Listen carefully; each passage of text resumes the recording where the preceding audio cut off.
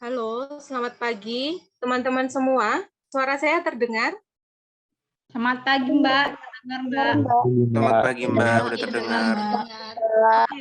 Kita tunggu kurang lebih 5 menit lagi ya, supaya memberi kesempatan untuk teman-teman lain bisa join. Dan mungkin teman-teman juga bisa share juga ya. Di sini saya lihat ada angkatan 18, 19, 20, 21. Silakan di-share ke grup angkatan supaya teman-teman yang lain juga join. Terima kasih.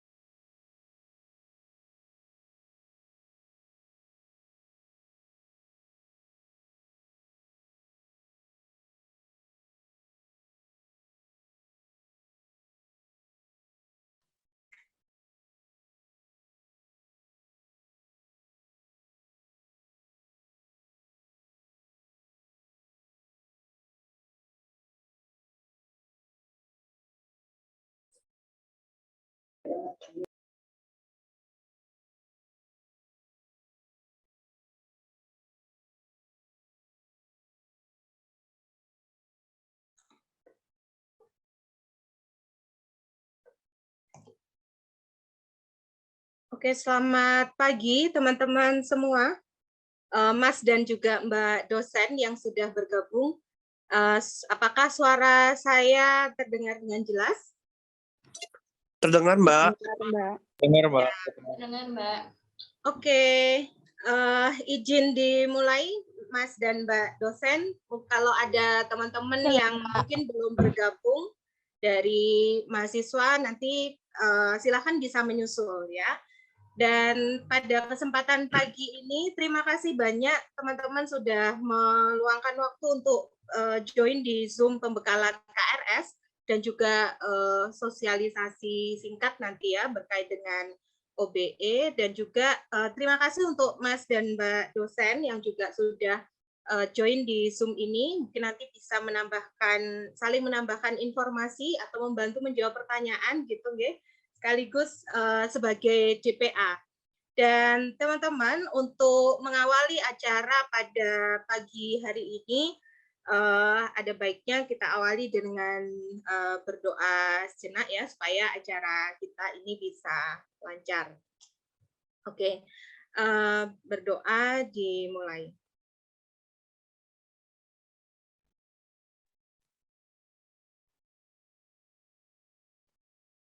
Berdoa selesai. Oke, terima kasih.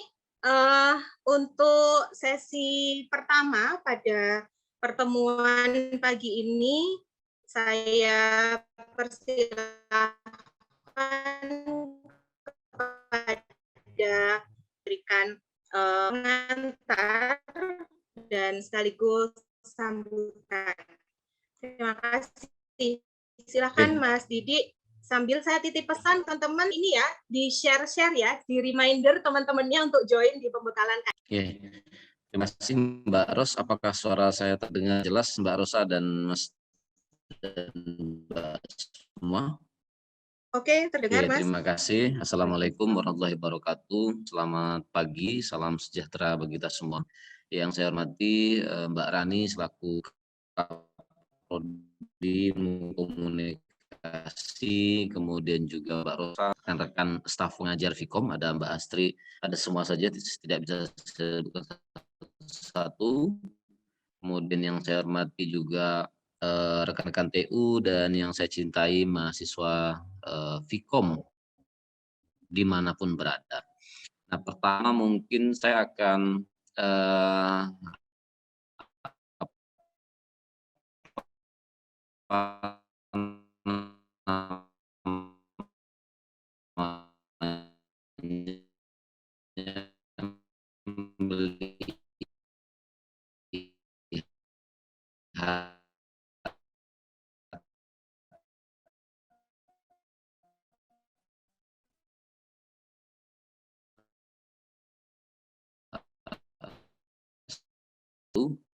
semangat OBE ini.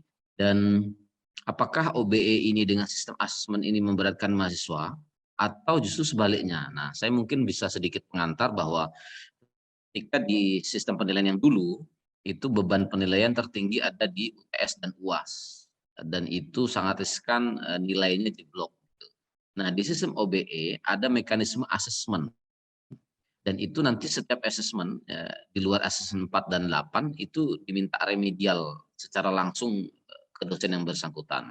Itu aturan terbarunya setelah evaluasi akan dikeluarkan oleh rektor. Nah, apakah menyulitkan mahasiswa atau memudahkan? Kalau saya tinjau justru ini memudahkan mahasiswa untuk mendapatkan nilai, dan kita menghargai proses karena dia diukur setiap ASN, asesmennya berbanding terbaik. Dan ini ternyata kalau dipikir mana yang lebih jelimet, apakah mahasiswa yang diribetkan atau si dosen. Nah, malah justru dosen yang akan mendapatkan tambahan pekerjaan karena membuat asesmen, menginput, merekap dan seterusnya, menilai. Nah, ini satu perubahan yang menurut saya justru inilah kita saatnya sedang berprogres untuk bagaimana menilai proses dan menilai setiap CPMK, capaian pembelajaran mata kuliah, setiap asesmen. Jadi itu tidak betul, tidak pas kalau kemudian ini menyusahkan mahasiswa. Tidak, justru ini memudahkan karena nilai tidak bergantung pada UTS UAS. Ada asesmen lain yang itu tershare Dan itu minimalnya 4 boleh, maksimalnya 8 memang, tapi minimalnya 4. Kalau ada dosen yang 5 boleh, 6 boleh, karena minimalnya adalah 4 total assessment. Yang kedua adalah soal saya sedikit singgung offline terbatas begitu. Nah, ini kita sudah amati secara seksama capaian pembelajaran mata kuliah khususnya di praktikum itu banyak yang belum tercapai secara optimal. Sehingga universitas juga didukung oleh fakultas dan prodi menerapkan offline terbatas. Nah, offline terbatas ini singkatnya adalah ada mata kuliah praktik, dikhususkan mata kuliah praktikum, dikhususkan ya, walaupun nanti mungkin ada satu yang di mata kuliah semester atas yang ya ini kita akan pilih, tapi dikhususkan pada mata kuliah praktikum. Nah, untuk apa? Agar semua capaian pembelajaran mata kuliah tercapai. Dan jangan khawatirnya begini, Mas dan Mbak yang belum bersedia, belum siap untuk mengikuti yang mata kuliah ditentukan itu secara offline, bisa memilih yang online. Dan itu tadi malam ya, jam 8 sampai jam 9, jam 7 sampai jam 9 malam, pengelola rapat bersama, kita akan bebaskan mata kuliah prasyarat. Jadi silahkan ambil tanpa prasyarat, yang mana yang tersedia, yang milih online ya silahkan, yang milih offline ya silahkan. Jadi ini kita berikan pilihan. Ketika Mas dan Mbak, aduh saya akan memilih semester ini akan online, saya akan pilih online. Maka mata kuliah yang diinputkan di KRS secara online, pilih yang online. Ketika ini, oh saya oke, saya akan offline ya untuk mata kuliah, maka inputlah yang KRS offline. Gitu. Jadi tidak perlu panik, tidak perlu bingung, bimbang. Dan itu mata kuliah yang kita sediakan secara offline tidak banyak. Dan kita akan mempertimbangkan itu praktikum dan tidak semua mata kuliah offline terbatas karena kita melihat kondisi perkembangan corona, omikron dan lain sebagainya. Karena kami pun pengelola tidak ingin juga satu hal ya, tidak ingin juga kita meluluskan para mahasiswa yang minim kompetensi. Maka untuk mata kuliah tertentu saja yang betul-betul membutuhkan kemampuan, skill ya, keterampilan dan praktikum yang tinggi, maka kita selenggarakan secara offline. Tapi pun kalaulah memang saya lagi di luar daerah tidak dapat izin orang tua, maka ambillah mata kuliah yang online.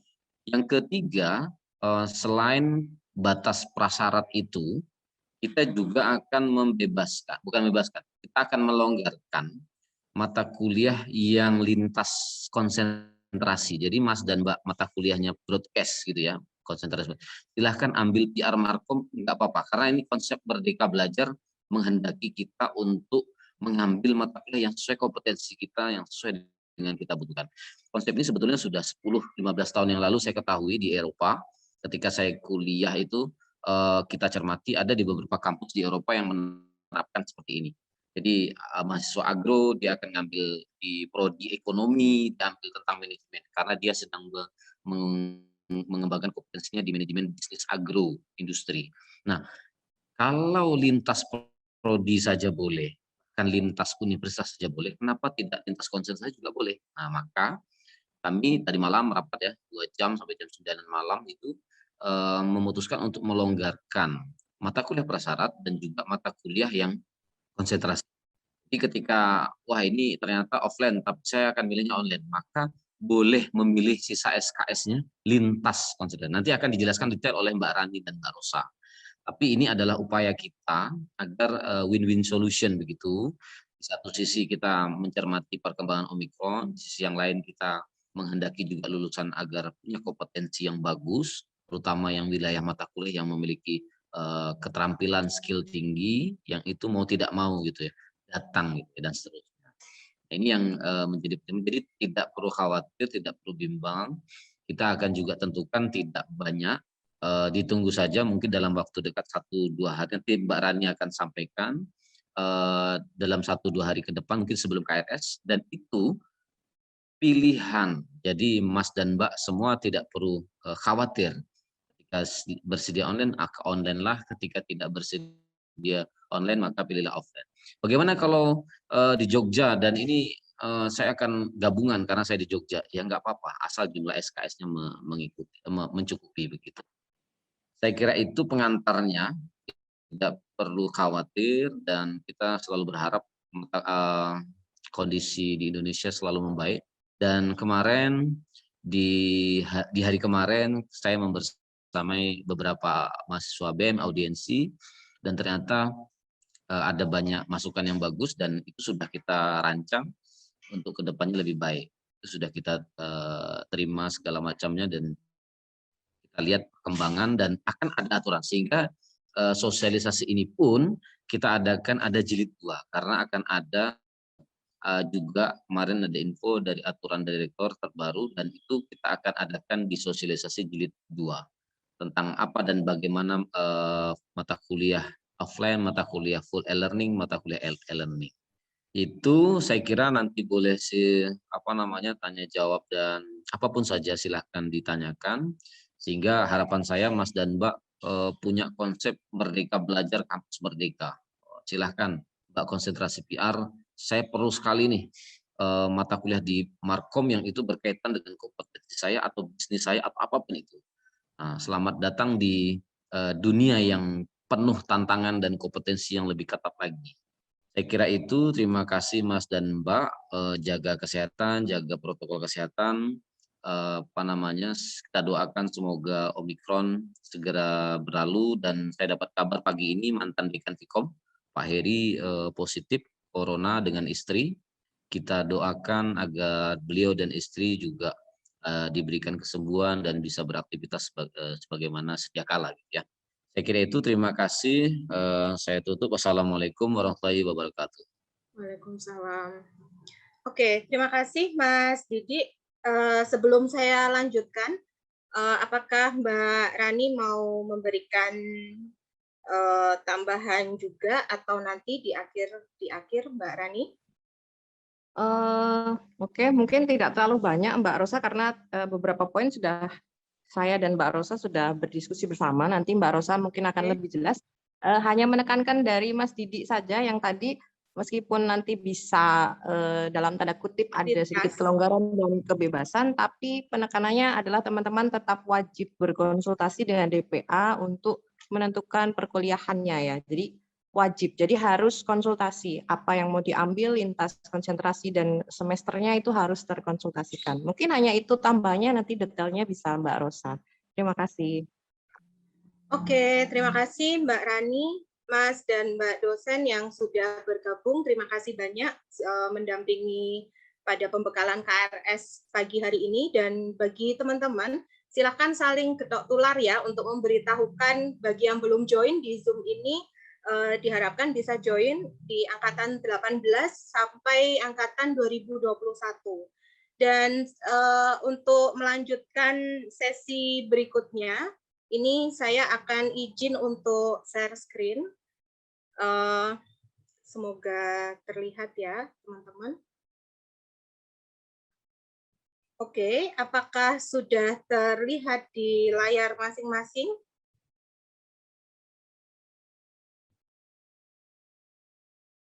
Salah satu teman mahasiswa bisa chat ya kalau sudah terlihat. Oke, ya, terima kasih. Nanti semoga slide-nya juga bisa jalan.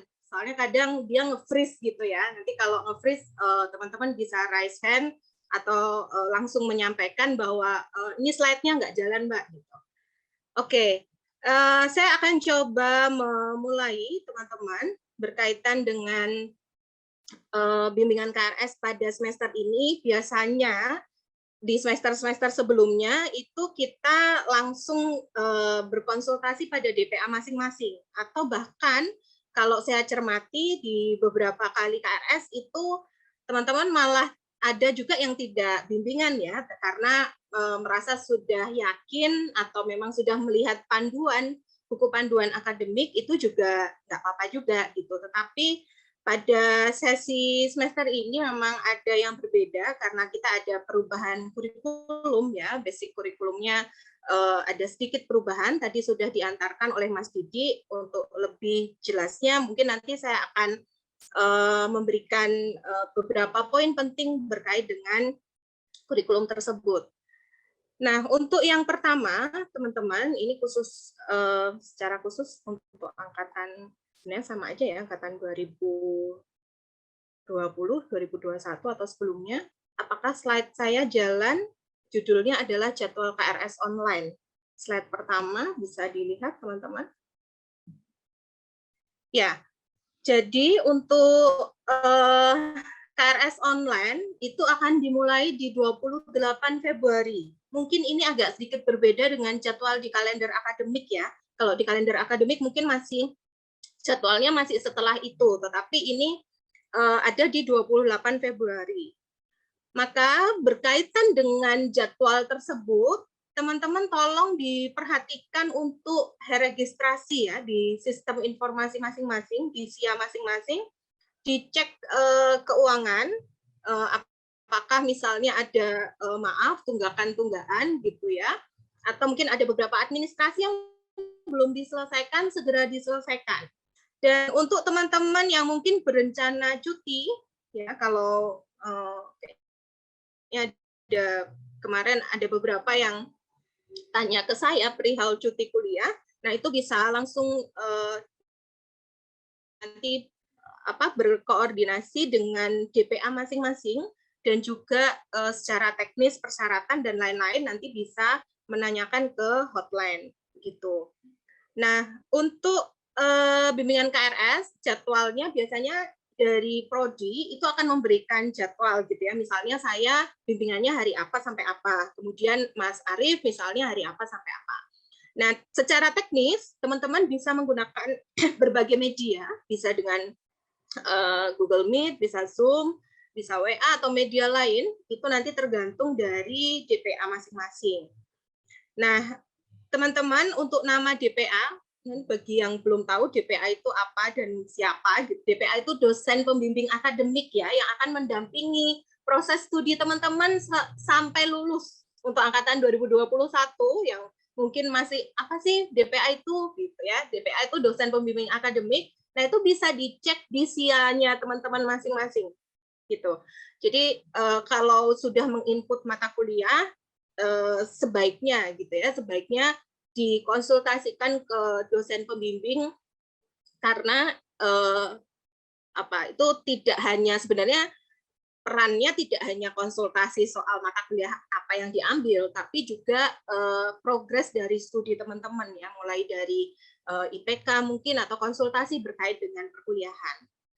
Nah, untuk mahasiswa semester 2 dalam hal ini angkatan 2021, mata kuliah diambil sesuai buku panduan akademik, sistem paket sesuai jumlah SKS yang tertera.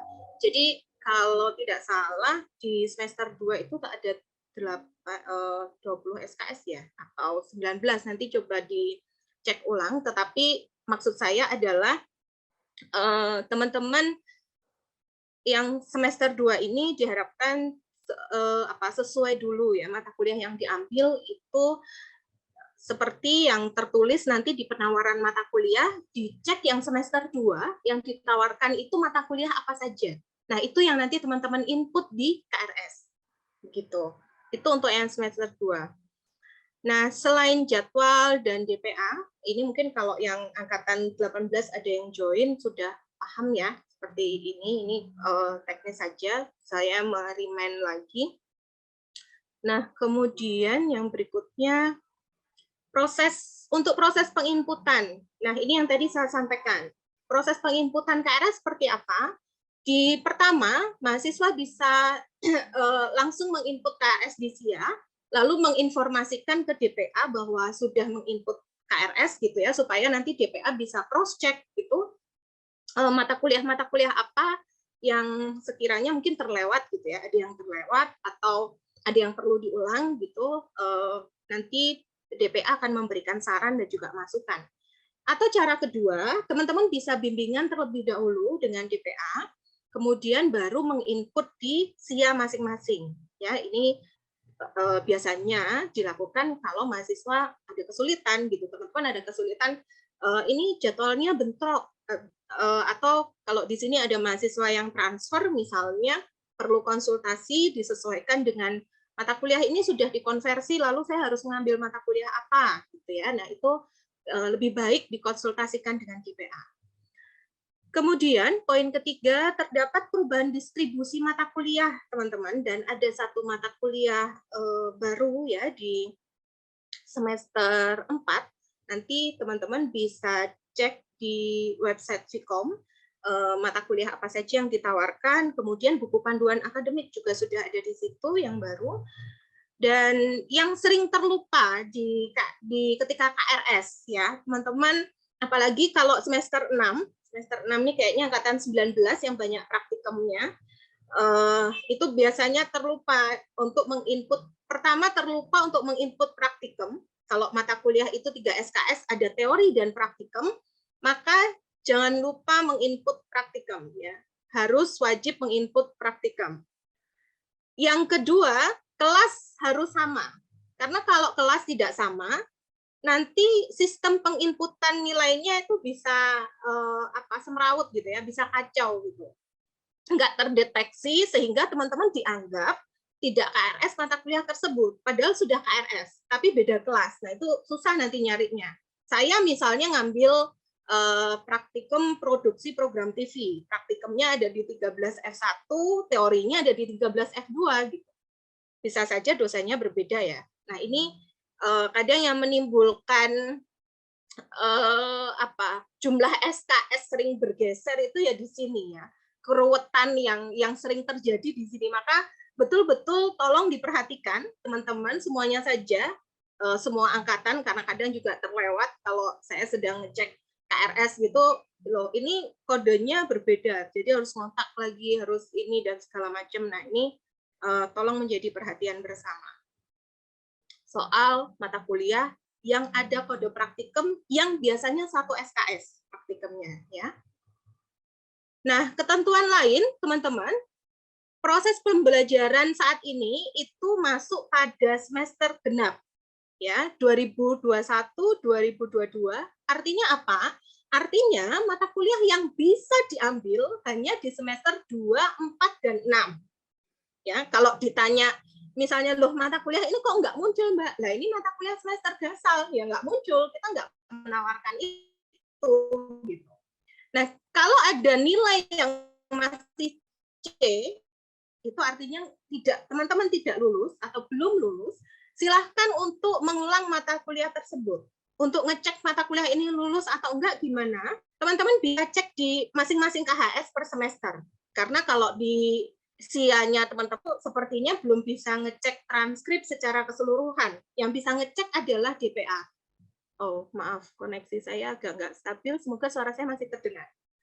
Jadi, saya ulangi, yang bisa mengambil, yang bisa mengulang, atau yang wajib mengulang, itu adalah kalau teman-teman mendapat nilai di bawah C. Gitu ya, itu silahkan dikonsultasikan, dicek ke HS per semester, atau kalau perlu nanti minta tolong gitu ya, info ke DPA misalnya IPK keseluruhan atau transkrip nilai keseluruhan saya ini dari semua mata kuliah saya sudah mengambil 100 SKS misalnya, yaitu mata kuliah apa saja yang tidak lulus.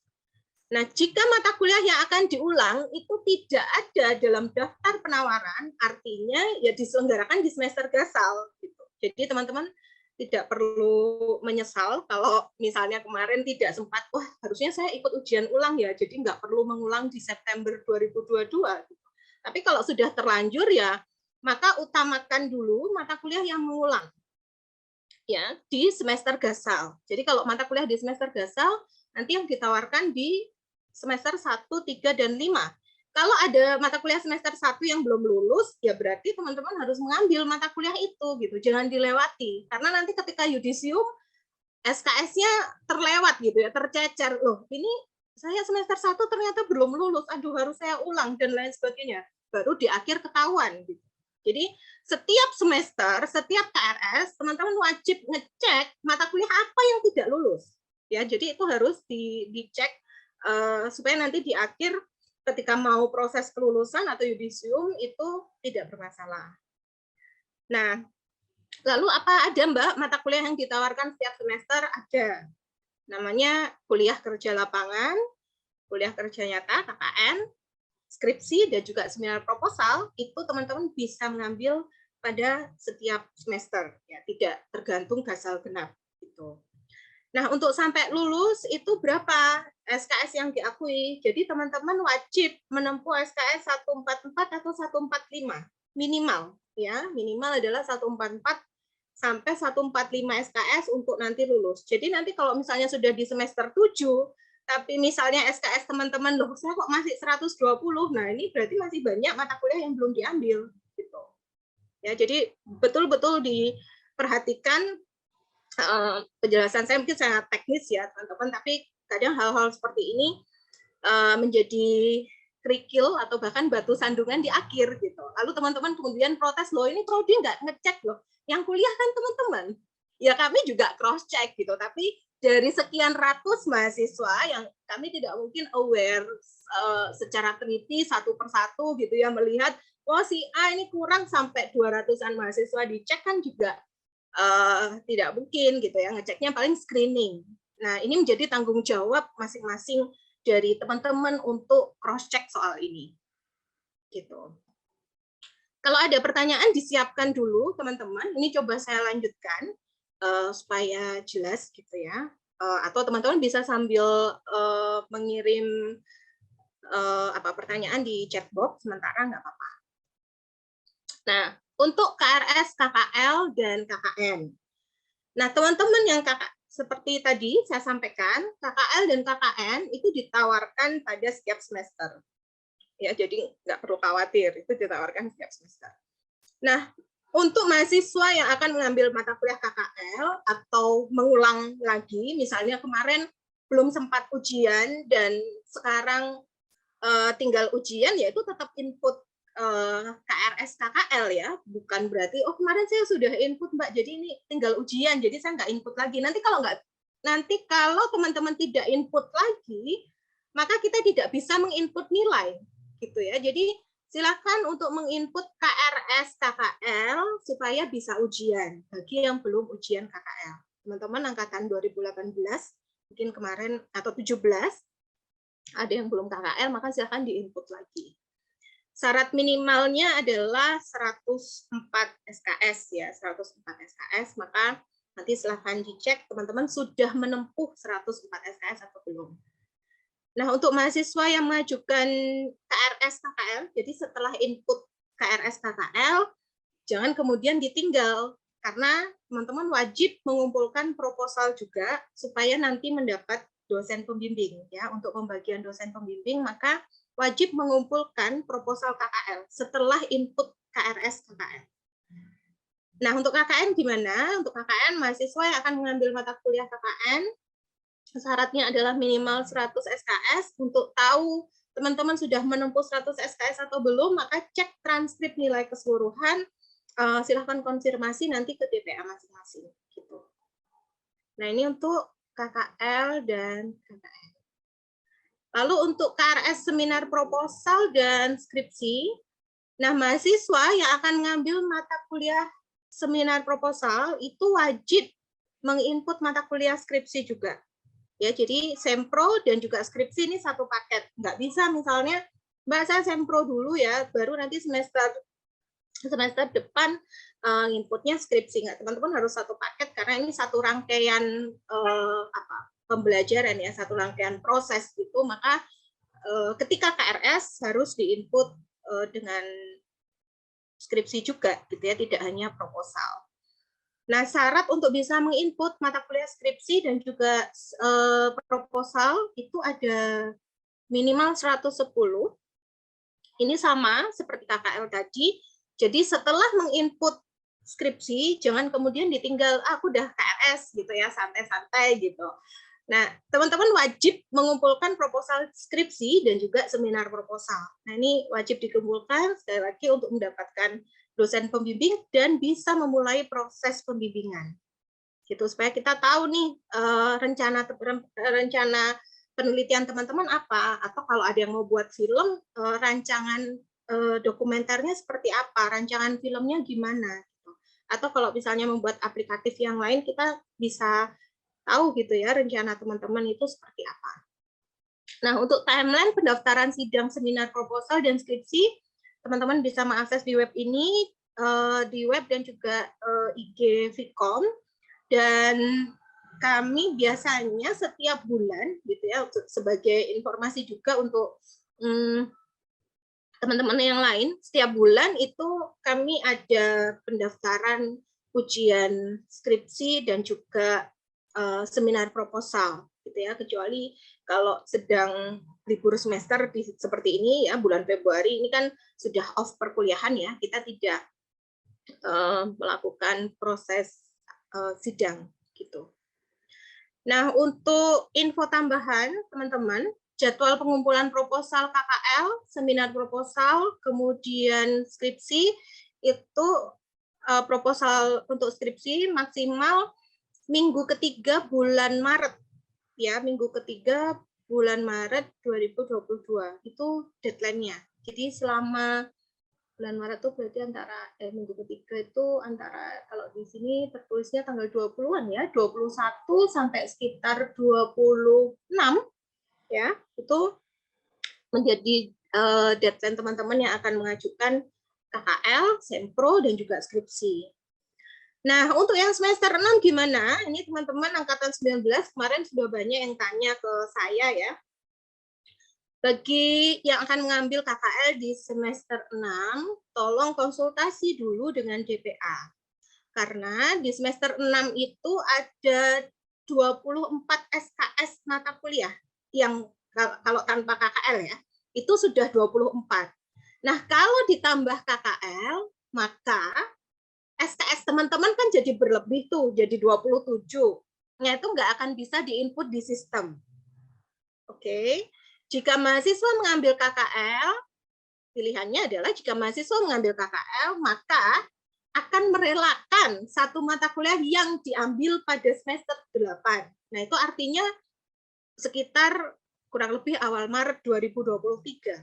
Ya, jadi ada satu mata kuliah yang diambil di semester 8 atau genap, karena ditawarkannya kan di semester genap ya. Ingat klausul 1 tadi ya, pasal pertama yang genap ya ditawarkan di genap, jangan nyari mata kuliah yang digasal, nggak akan ditawarkan gitu teman-teman. Jadi pasti akan ada yang diambil di semester genap kalau teman-teman misalnya saya pengen KKL Mbak, saya bisa KKL di semester 6. Boleh aja, tapi tadi ya silahkan dikonsultasikan dengan DPA, konsekuensinya adalah akan ada satu mata kuliah yang diambil di semester 8. Begitu info tambahan untuk KKL ini. Nah, ini berkaitan dengan mata kuliah konsentrasi tadi ya. Sebelumnya pengambilan mata kuliah konsentrasi itu sebenarnya diharapkan teman-teman bisa konsisten ya dengan konsentrasi mata kuliah konsentrasinya. Tetapi karena kasus khusus pandemi yang juga malah semakin meningkat gitu ya akhir-akhir ini, maka tadi sudah disampaikan Mas Didi gitu, boleh untuk lintas konsentrasi dengan konsultasi dengan DPA. Tadi ditambahkan oleh Mbak Rani ya. Nah, ini ada info teman-teman untuk bagi mahasiswa angkatan 2016, 2017, dan sebelumnya, semester depan itu sudah tidak ada sistem renumbering. Pada poin ini nanti kalau informasi saya ada yang miss, mungkin Mas Didi atau Mbak Rani atau teman-teman yang lain bisa meluruskan ya, karena sepengetahuan saya ini tidak ada sistem renumbering. Jadi jika tidak segera menyelesaikan perkuliahan atau lebih dari 5 tahun, maka ya teman-teman akan di DO, gitu ya, akan drop out, dan artinya apa? Ya artinya tidak menjadi mahasiswa mercubuana lagi, tidak menjadi mahasiswa Vkom mercubuana. Itu untuk tambahan terkait renumbering. Nah, kuliah tatap muka gimana nih kelanjutannya? Banyak yang tanya juga kan, tadi di awal sudah diantarkan oleh Mas Didi. Di Prodi Komunikasi itu akan memilih mata kuliah tertentu yang diselenggarakan secara tatap muka. Pertimbangannya apa? Pertimbangannya pertama adalah jumlah mahasiswa dalam satu kelas. Jadi kalau misalnya satu kelas ada 120, ada ratusan, ada 80 sekian gitu, kita tidak akan menyelenggarakan tatap muka pada mata kuliah tersebut ya. Pertimbangan kedua adalah kelas praktikum. Tadi sudah disampaikan kelas-kelas praktikum dimungkinkan atau kemungkinan besar akan tatap muka, tapi kembali pada pasal 1 mempertimbangkan jumlah mahasiswa dalam satu kelas gitu Dan yang ketiga tentu saja mempertimbangkan apakah kemudian bisa prokes atau tidak. Gitu, teman-teman. Lalu untuk ngecek daftar mata kuliah gimana gitu ya. Untuk daftar mata kuliah yang tatap muka nanti bisa dicek di website Fikom. Mungkin mulai besok ya, Mbak Rani. Teman-teman mungkin bisa ngeceknya mulai besok sore gitu, mungkin bisa dicek. Kemudian untuk mahasiswa yang masih di luar kota, tadi sudah disampaikan Mas Didi, bisa memilih mata kuliah yang e-learning atau full e-learning. Nah, melihat kondisi dan situasi pandemi hari ini, maka semester ini ada kebijakan di Prodi bahwa mahasiswa diperbolehkan mengambil mata kuliah di luar konsentrasi studi, atau jika posisinya masih di luar Jogja dan tidak memungkinkan atau belum memungkinkan untuk kembali dalam waktu dekat, gitu ya. Tapi sekali lagi pada kasus ini di situ sudah saya kasih tanda merah, huruf besar gitu juga, wajib untuk konsultasi ke DPA atas pertimbangan mata kuliah yang nanti diambil. Begitu teman-teman untuk informasi kelas tatap muka ini supaya tidak miss juga ya berkait dengan kuliah tatap muka ini. Oke, sebelum saya lanjutkan, tadi di chat sudah ada yang bertanya. Untuk teman-teman yang yang transfer dari D3 gitu ya, apakah di sini ditanyakan apakah harus tetap mengambil KKL di Jogja? Sebenarnya kalau teman-teman dari D3 itu biasanya sudah dikonversi ya Mbak Rani untuk magangnya, jadi tidak perlu KKL. Tetapi seandainya belum dikonversi, maka KKL tidak harus di Jogja, ya bisa di tempat kerja teman-teman. Ini ada Mas Adi ya, Hamiarso Adi, Mas Adi. Kalau misalnya saat ini juga sedang bekerja, maka tempat kerja itu bisa dijadikan juga sebagai tempat untuk KKL gitu. Jadi tidak double kerjaan ya, nanti udah kerja terus harus KKL di tempat lain gitu. Tapi kita memberikan kelonggaran supaya bisa KKL di tempat kerja dan tidak harus di Jogja. Kemudian ini nilai KKN ya. Mungkin kalau KKN Mas Nasain ada yang bertanya soal nilai KKN, atau mungkin kalau ada teman TU nanti bisa membantu menjawab di kolom chat atau langsung ya. Ini berkaitan dengan nilai KKN, sudah ada di web KKN, tetapi belum muncul di SIA. Apakah harus melapor ke DPA atau seperti apa? Kemudian untuk yang Sempro, ketika mengambil semester kemarin sudah keluar nilai, untuk semester ini iya. Ketika memang Sempronya sudah keluar nilai, berarti hanya input KRS skripsi saja. Gitu ya. Nanti sambil menunjukkan lagi bahwa nilai Sempronya sudah keluar, dan memang kemarin sudah sidang ya. Ini ada Mas Agus yang bertanya. Oke. Itu kurang lebih pertanyaannya. Ada semester pendek, ini selalu ditanya ya, semester pendek itu zaman saya kuliah teman-teman, itu tahun 2002 gitu ya, ada semester pendek gitu. Tetapi untuk yang sekarang saat ini di Mercu Buana saya lupa sejak tahun berapa itu sudah nggak ada istilah semester pendek ya, tidak ada semester pendek. Jadi kalau ada mata kuliah yang perlu diulang, ya kita sistemnya adalah dengan ujian ulang gitu ya. Dengan ujian ulang yang dilakukan di akhir semester itu loh. Kalau teman-teman sudah selesai UAS tapi ternyata nilai keseluruhan masih belum memenuhi, maka ujian ulang. Tidak ada semester pendek. Ini yang bertanya pakai ID-nya di sini N, tapi nama lengkapnya siapa ya? Sudah saya jawab ya. Kemudian nilai KKN hari ini, itu sudah terjawab teman-teman. Nilai KKN akan diinput hari ini jika sudah muncul dan disahkan, gitu ya. Lalu, apakah iya Mbak Anugrah Ayu, ini Mbak atau Mas ya? Ya, Anugrah Ayu. Mahasiswa transfer untuk semester 2, untuk mahasiswa transfer nanti silakan berkonsultasi dengan DPA karena treatmentnya khusus ya, udah beberapa mata kuliah yang dikonversi, jadi kemungkinan kalau IPK-nya memenuhi nanti bisa mengambil 20 SKS. untuk teman-teman yang transfer dari D3 atau mungkin D4 gitu. Kemudian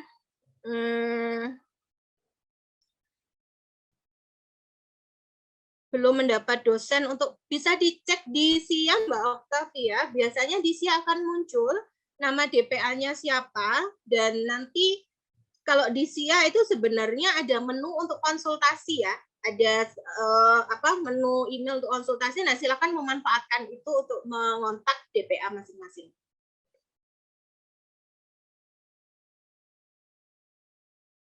Sempro dan skripsi Mas Kusuma Yuda, iya. Ya, judulnya sama. Ambil semester kemarin sudah keluar nilai. Ya, hanya kalau nilai sempro sudah keluar, tadi saya sudah menjelaskan ya, Mas Agus, kalau nilai sempro sudah keluar, maka silahkan tinggal ambil skripsi saja dengan menunjukkan nilai sempronya berapa. Mas Asriel, mahasiswa yang memilih mata kuliah e-learning atau full e-learning apa tetap ya? Jadi teman-teman, seperti pada sebentar ya, saya share lagi yang ini. Untuk tatap muka tadi ya. Jadi mata kuliah praktikum itu ada yang full e-learning juga, atau ada yang diselenggarakan secara e-learning. Kenapa? Karena memperhatikan jumlah mahasiswa dalam satu kelas. Kemungkinan besar kalau mata kuliah praktikum itu e-learning, berarti jumlah mahasiswa dalam satu kelas 80-an lebih, itu nggak bisa prokes teman-teman. Gitu ya.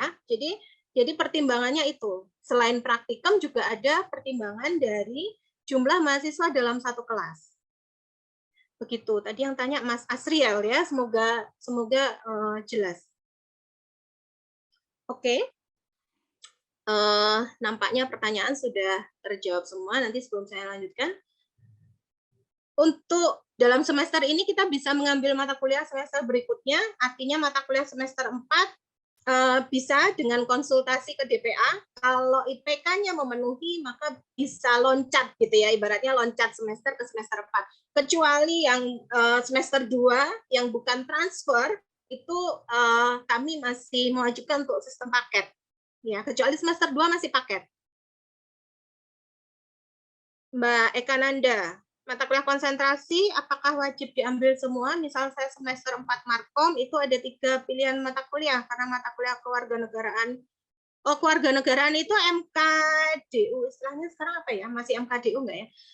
MKDU, Mbak. Jadi apakah nanti harus diambil pada semester genap? Ya, kalau ditawarkan di semester genap, ngambilnya di semester genap, Mbak.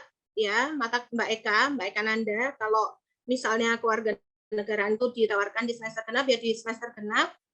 Kalau mata kuliah Markom berarti diusahakan dulu ngambil yang Markom ya. Tidak ada mata kuliah pilihan, semua wajib 3 pilihan mata kuliah. Nanti coba diperjelas ke DPA ya Mbak Eka Nanda, yang dimaksud 3 mata kuliah pilihan itu apa gitu. Jadi kalau misalnya Markom, yang diambil nanti barisan Markom saja gitu. Nanti akan ada khusus daftar mata kuliah yang ditawarkan di semester 2, 4, dan 6. Jadi teman-teman tinggal fokus ke mata kuliah itu saja.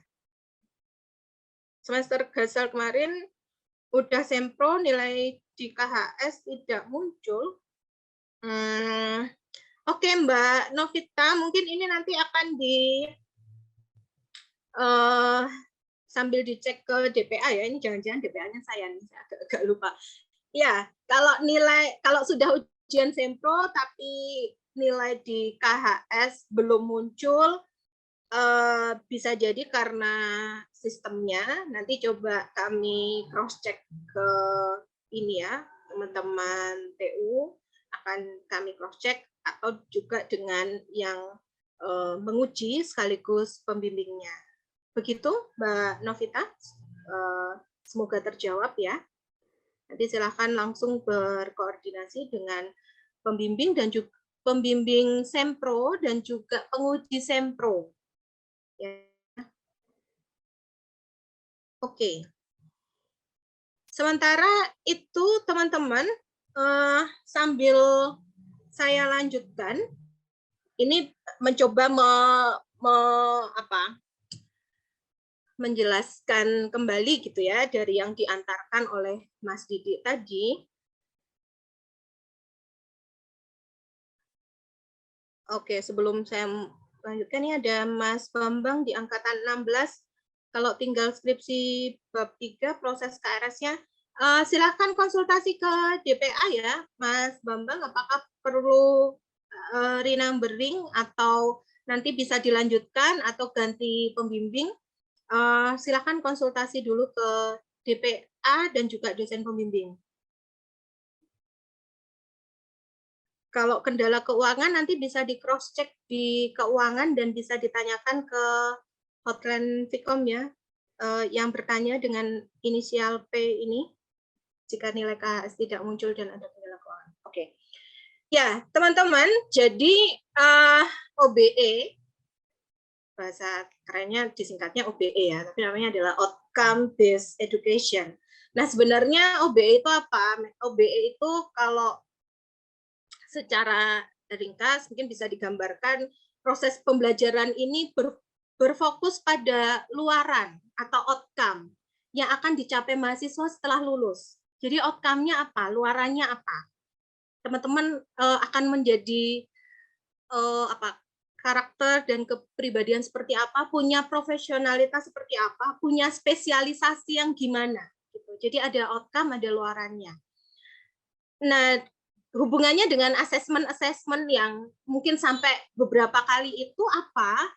Karena dalam kurikulum ini, teman-teman itu diharapkan mampu untuk, ini yang di breakdown ya, secara poin-poin gitu, ada bisa membuat proposal proyek atau karya tertentu gitu ya. Jadi kalau misalnya teman-teman ngambil jurnalisme foto, ya harapannya output dari fotonya itu tidak hanya berhenti di mata kuliah, tapi misalnya bisa dipamerkan, teman-teman bisa melakukan pameran virtual gitu yang hari ini juga mulai dilakukan oleh beberapa seniman juga gitu. Nah, teman-teman bisa mempelajari itu. Kemudian mampu memberikan analisis kasus atas sebuah permasalahan. Kemudian di sini ada presentasi, menampilkan kemampuan berpikir juga, bertanya, penelitian, kemudian memberikan keputusan-keputusan atau memberikan analisis sosial yang pada peristiwa yang terjadi di sekitar teman-teman. Jadi basic dari atau spirit semangatnya dari OBE itu sebenarnya adalah ini gitu. Teman-teman dapat membuat perencanaan, bekerja dalam tim, maka kenapa selalu ada kelompok? Wah, ini saya ujian akhirnya kok kelompok ya Mbak, ini saya nggak bisa, ini saya males ini kalau kelompok. Lah OBE itu jangan ada kata-kata males ya harusnya. Karena apa? Karena prosesnya adalah teman-teman didorong untuk bisa bekerja sama di dalam tim. Kan kita bukan makhluk individu yang bisa hidup sendiri ya. Selalu nanti akan berinteraksi dengan orang lain, berrelasi dengan orang lain, bekerja sama dalam tim itu seperti apa, maka digodoknya itu di sini gitu. Jadi yang namanya kurikulum OBE itu sebenarnya lebih mengasah pada aspek-aspek ini, teman-teman. Lalu poin berikutnya juga penting apa? Ada perubahan di sini paradigma belajar ya. Kalau dulu dosen itu cuma ngasih materi gitu, searah ceramah aja, teman-teman sampai ngantuk dengerinnya gitu kan. Dan dosen seolah-olah tahu semuanya, sumber pengetahuan, informasi, semuanya ditanya gitu, seolah-olah dewa yang tahu apa saja gitu. Teman-teman bertanya apa saja, dosen bisa menjawab semua, kayak Google jadinya ya. Bisa menjawab semuanya. Kemudian mahasiswa akan cenderung pasif dan fokus pada konten atau subjek pembelajaran aja. Artinya kalau dulu kan sering hanya membaca PPT saja atau membaca modul saja, fokusnya ke sana. Tetapi dengan kurikulum OBE ini outcome ya berbasis luaran. Nah, peran dosen itu gimana? Saya, Mbak Astri, Mbak Rani, Mas Didi, Mas Arief, Mas Guntur, Mbak Christine, itu ya sebagai pendamping belajar gitu ya, yang memberikan motivasi, yang memberikan motivator pada teman-teman sebagai pendamping belajar, kemudian dosen juga sebagai fasilitator, jadi memfasilitasi proses pembelajaran. Kalau ada menjelaskan materi itu mungkin hanya 1 SKS misalnya ya, selebihnya atau 2 SKS, selebihnya adalah ya proses belajar itu active learning dari teman-teman gitu ya, aktif, teman-teman yang kemudian aktif dan fokus pada luaran pembelajaran. Seperti tadi misalnya kalau produksi program TV ya berarti outcome-nya apa, luarannya apa, luarannya ya teman-teman mampu untuk membuat sebuah produksi program TV gitu. Kalau misalnya ada teman-teman yang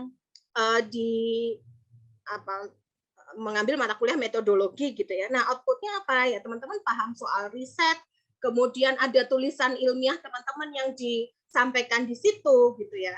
Atau menjadi luarannya apa? Seperti itu. Untuk pertanyaan yang lain saya jawab nanti ya, teman-teman. Saya coba menjelaskan ini dulu. Beberapa poin materi tentang OBE ini saya ambil ketika kemarin dosen-dosen workshop tentang kurikulum OBE ini ya, teman-teman. Jadi beberapa materinya saya ambil dari sana. Kemudian juga selain perubahan pada paradigma proses pembelajaran, nah ini kompetensi-kompetensi dari beberapa asesmen yang dilakukan di kelas itu yang akan dicapai ini loh teman-teman gitu ya. Jadi skill teman-teman dalam communication skill itu meliputi apa? Reading, writing, speaking, listening. Ketika membaca ini artinya tidak hanya membaca materi perkuliahan ya, tapi teman-teman mampu membaca konteks sosial masyarakat dari ini gitu. Di lingkungan teman-teman yang dari Jambi tinggal di kelurahan apa sih? Ada problem apa sih di sekitar teman-teman? Atau di tempat saya baik-baik saja Mbak, nggak ada problem ya, hari-hari ini masyarakatnya tenang-tenang aja, nggak ada perang antar suku misalnya. Nah, apakah memang benar seperti itu? Maka kemampuan komunikasi skill ini juga diperlukan dan ini menjadi bagian yang diasah dalam kurikulum OBE gitu loh teman-teman.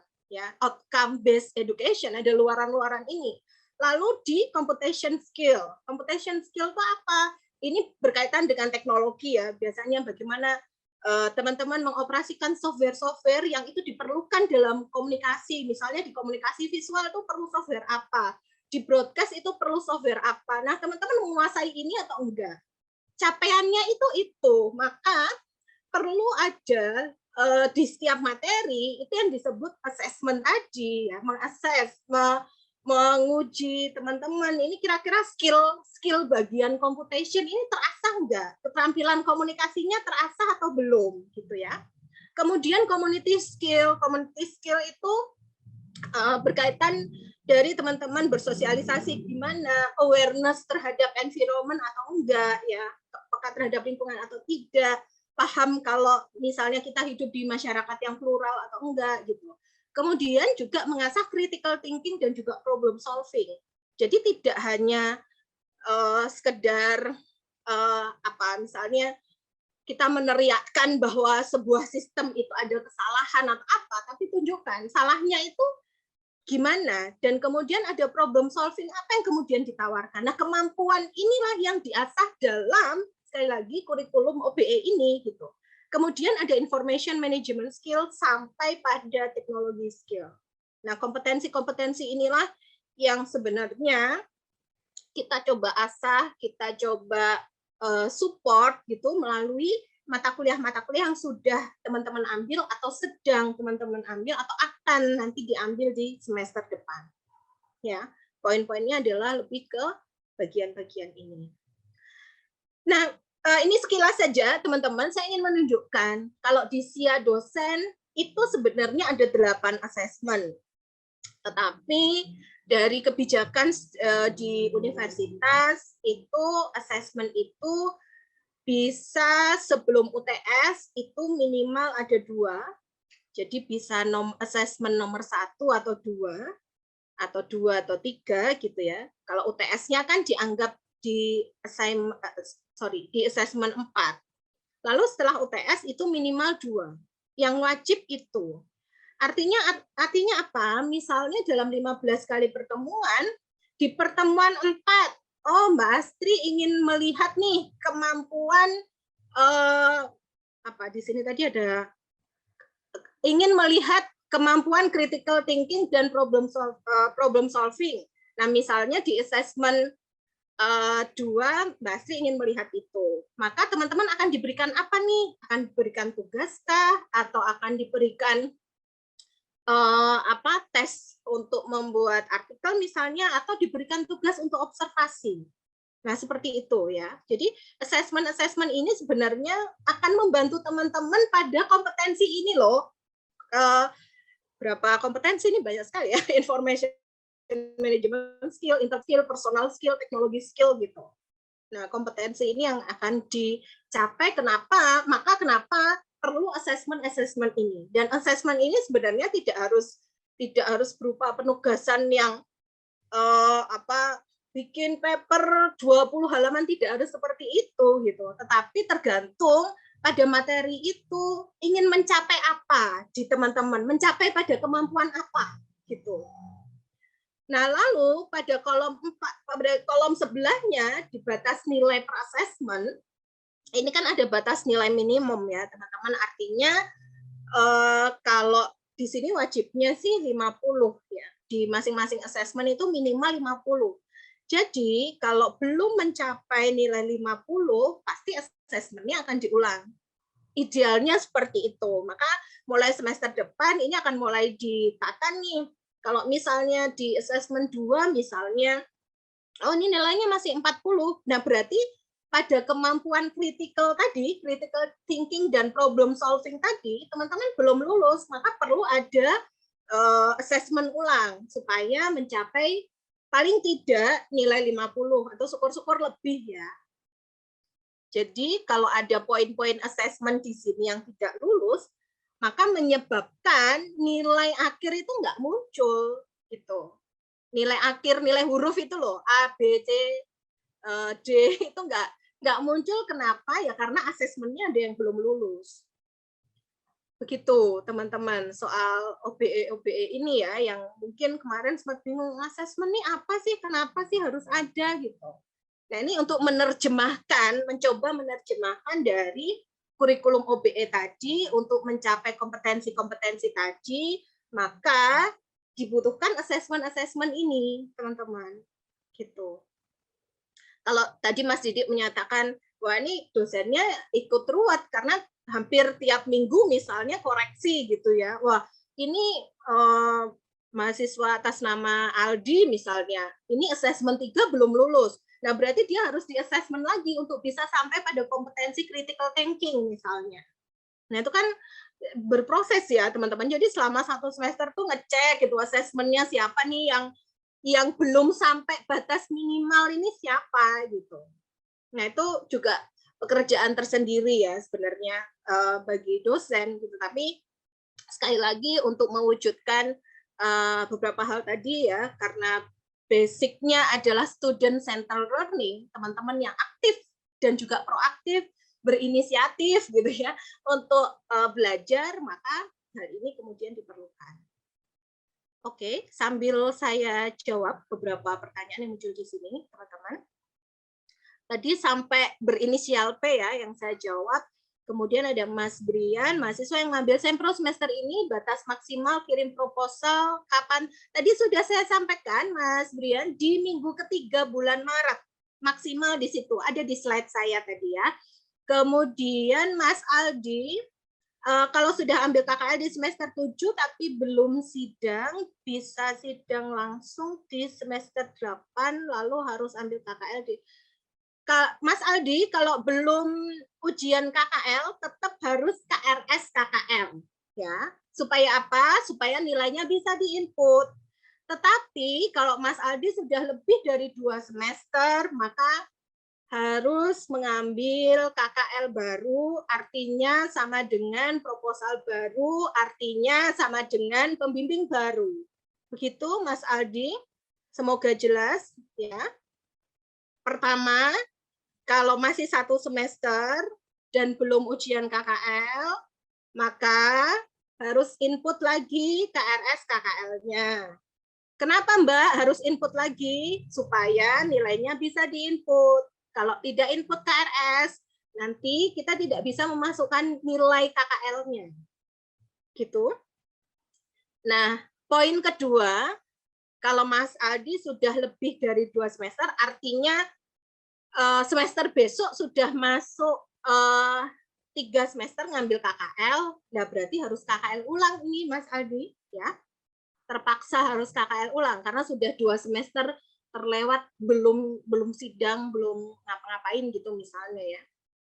Ketiga, tetap konsultasi dengan DPA dan juga dosen pembimbing.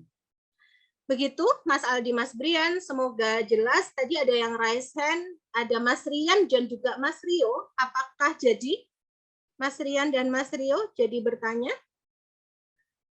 Mbak dan Mas dosen ada yang mau menambahkan?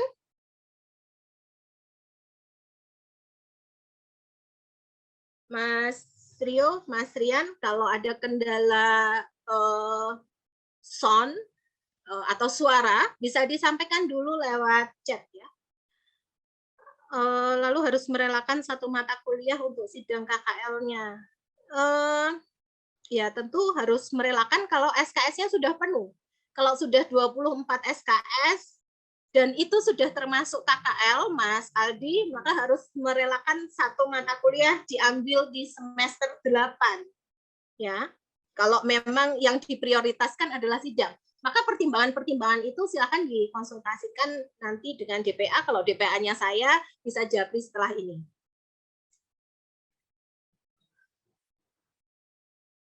Oke, sambil saya lanjutkan, slide saya masih ada 100 ini teman-teman. Nah, ini yang terakhir ya, yang terakhir teman-teman sudah join di Vkom akan menyelenggarakan webinar ya, webinar sekaligus kuliah umum untuk mengawali kuliah perdana kita di tanggal 7 Maret. Dan ini akan dianggap sebagai assessment pertama. Ya, maka nanti silakan untuk daftar. Di situ ada daftar mata kuliahnya gitu ya. Mata kuliah apa saja akan diakukan. Maksudnya seminar atau kuliah umum ini akan diakukan ke mata kuliah apa, nanti di situ sudah dijelaskan. Tapi yang menjadi penting informasinya adalah ini akan dijadikan sebagai assessment pertama. Begitu, artinya wajib ya untuk teman-teman. Oke, sambil saya menjawab juga ada Mbak Nailan. SKS full kalau misal saya sekalian magang, tapi untuk KRS KKL-nya diambil di semester 7. Nah, oke, ini Mbak Rani mungkin bisa membantu menjawab. Di sini mungkin ada teman-teman angkatan 2019, Mbak Rani atau Mbak Christine. Jadi dia semester 6, itu kan SKS-nya sudah full. Tetapi di semester 6 ini Mbak Nailan itu mau magang juga gitu. Nah, baru nanti input KRS-nya di semester 7. Berarti di semester 7 Mbak Nailan. Jadi semester 6 sudah full 24 SKS ya berarti? Terus magangnya kan artinya misalnya di bulan Maret, tapi nanti input KRS-nya di September. Nah, apakah itu gimana? Ya, kalau dulu waktu kita keputusannya masih, sorry saya nggak on cam, nggak apa-apa ya. Waktu kita keputusannya masih tatap muka, biasanya semester 6 itu tidak saya sarankan bersamaan dengan magang. Tapi karena ini bisa memilih daring, ketika SKS-nya sudah full 24 SKS, di masa pandemi ini kita berikan kelonggaran. Jadi misalnya bisa disambi dengan magang, kenapa tidak? Jadi nanti boleh KRS-nya ketika semester selanjutnya. Hanya catatan saya adalah teman-teman wajib berkonsultasi dengan DPA-nya dalam artian proposal awal, judul, kemudian instansi yang dituju itu wajib disetujui oleh DPA. Jadi yang KRS-nya KKL tidak di-input di awal atau kasusnya seperti tadi itu wajib konsultasi dengan DPA. ketika DPA menyetujui instansinya di mana, kemudian arah KKL atau fokus KKL-nya mengenai apa, itu nanti bisa dilakukan KKL dulu, baru input KRS gitu. Dalam konteks kita kejadian luar biasa ya karena sedang pandemi. Tapi idealnya sebenarnya tidak boleh ya. Secara ideal memang seharusnya di-input, kemudian baru proposal masuk ke Mbak Rosa, kemudian nanti ada proses review, pembagian pembimbing, idealnya kan seperti itu ya. Cuma karena ini pandemi, kita cari instansi KKL juga tidak mudah, maka ketika sudah dapat, nggak apa-apa, magang dulu, yang penting konsultasi. Gitu. Jadi semuanya tuh penekanannya pada konsultasi dan komunikasi dengan DPA masing-masing. Gitu Mbak Rosa mungkin. Oke, Mbak Rani. Saya menambahkan, kalau misalnya Mbak Nailan katakan KKL di bulan Maret, usahakan ketika semester 7 itu sudah ujian ya, sudah ujian KKL. Karena kalau tidak, misalnya ujiannya di semester berikutnya, artinya kan di 2023, KKL-nya hampir setahun sendiri, padahal KKL-nya di Maret 2002, ujiannya kok di Maret 2023 gitu. Nah, terlalu panjang rentang waktunya gitu ya. Jadi seolah-olah udah kadaluarsa gitu. Ini KKL-nya udah setahun yang lalu gitu. Jadi kalau misalnya diinput di semester 7, maka wajib ujian ya didorong untuk ujian juga di semester 7. Jadi ambil proposal, konsultasi, kemudian ujian KKL juga di semester 7. Jangan kemudian di semester berikutnya. Ya, karena terlalu lama waktunya. Gitu, Mbak Nailan, semoga dipahami. Kemudian ada Mas Chandra. Untuk semester 2 yang dimaksud sistem paket itu gimana? Dan apakah bisa ambil, kalau sistem paket berarti tidak bisa ambil di semester 4, Mas. Yang bisa diambil adalah di semester 2. Hanya mata kuliah di semester 2. Kalau saya ada salah info langsung diinterupsi Mbak Rani. Jadi mata kuliahnya hanya bisa diambil hanya mata kuliah di semester 2, supaya tidak salah ya. Hanya mata kuliah di semester 2 yang bisa diambil. Paketnya adalah 20 SKS kah, Mbak Rani? Mungkin ya, yang semester 2 20 SKS. Tadi dikatakan Mbak Rosa benar ya, sebenarnya paketnya hanya di semester 2 dan kebetulan ketika ini keputusan tatap muka terbatas ini yang di semester 2 kami sepakat semuanya online. Jadi insya Allah teman-teman tidak akan terhalang ya tatap muka. Kecuali konteksnya untuk yang mahasiswa transfer. Mungkin ya, nanti akan ada kebijakan berbeda karena yang menjadi paket adalah SKS-nya, bukan mata kuliahnya. Jadi misalnya ketika baru 10 SKS nanti bisa digenapi dengan beberapa SKS di semester selanjutnya, tapi tetap konsultasi DPA lagi karena harus berurutan mata kuliahnya. Gitu teman-teman. Gitu Mas Chandra. Mas Chandra ini transfer atau bukan ya? Kalau bukan transfer, nanti fokus saja KRS-nya fokus di mata kuliah semester 2. Kalau bukan transfer ya, fokus di semester 2 dan itu yang diinput. Yang semester 2 nanti dilihat tuh daftar semester 2, mata kuliahnya apa? Diinput sesuai dengan yang ada di daftar mata kuliah. Gitu, Mas Chandra. Kemudian di sini Mas Rio, oke, setelah selesai UAS assessment, ada assessment 1-8, tapi tidak lengkap ya Mbak di KHS. Ya, seperti tadi saya sampaikan Mas Rio, jadi minimal assessment itu sebelum UTS. UTS itu kan assessment 4 ya. Sorry. Ini coba saya ganti dulu ininya. Oh, jadi berubah. Sebentar. Jadi kalau asesmennya tidak lengkap itu bukan karena tidak lengkap ya. Artinya memang ada minimal. Minimal kan 2 asesmen. Kalau tidak muncul, yang penting nilai hurufnya muncul, Mas Rio. Jadi, apakah slide saya terlihat, teman-teman? Ini saya mau full screen kok nggak muncul full screen. Gini ya, jadi kalau asesmennya ada yang kurang, misalnya, bisa jadi kebijakan mata kuliah tersebut atau dosen pengampunya itu yang diambil hanya asesmen 1 dan 2 atau asesmen 2 dan 3. Jadi sebelum UTS hanya minimal 2 asesmen. Setelah UTS yang bisa diambil itu asesmen 6 dan 5 dan 6 atau 6 dan 7. Karena asesmen 8 itu dianggap sebagai ujian akhir gitu. Ya. Tidak lengkapnya itu karena memang mata kuliah yang bersangkutan hanya memiliki 4 asesmen sebelum UTS 2, sesudah UTS 2.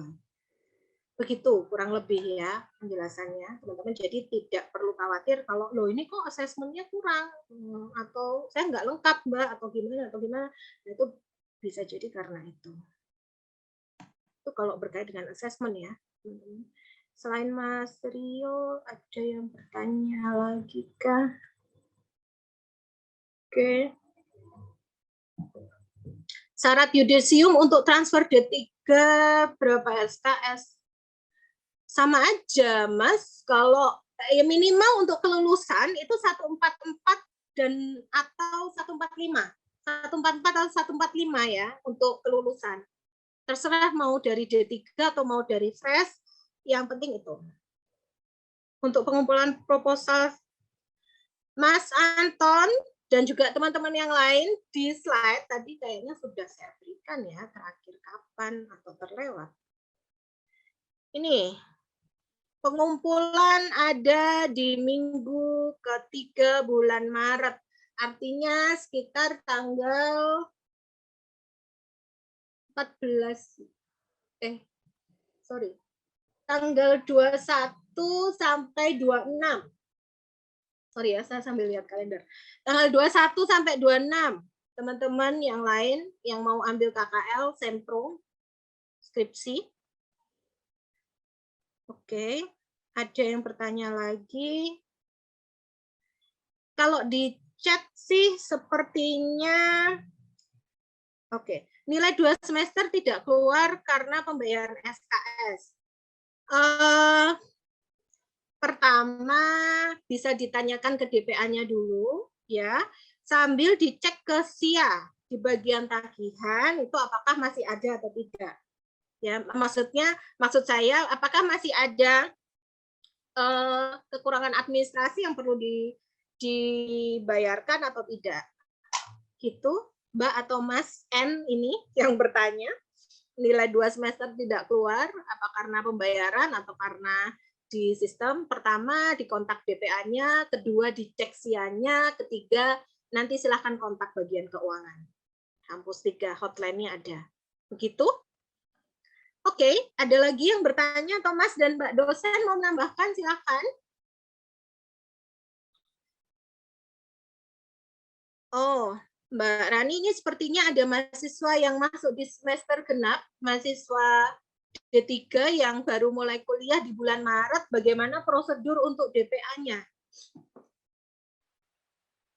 Untuk DPA nanti akan dibagi, nanti di SIA masing-masing akan terlihat DPA-nya siapa. Tapi untuk mahasiswa baru, biasanya nanti KRS akan saya bimbing di awal dulu semuanya. Nanti akan ada pengumuman, khususnya untuk yang maba transfer juga ya, ketika mau bimbingan KRS nanti kalau nggak salah TU akan menjadwalkan di tanggal 2 Maret. Jadi nanti saya akan bimbing online untuk proses KRS-nya. Jadi sementara kalau anak-anak yang baru masuk atau teman-teman yang baru masuk, bimbingan KRS-nya dengan saya dulu, baru nanti setelah dibagi DPA-nya bisa dicek di SIA masing-masing, nanti ke DPA masing-masing.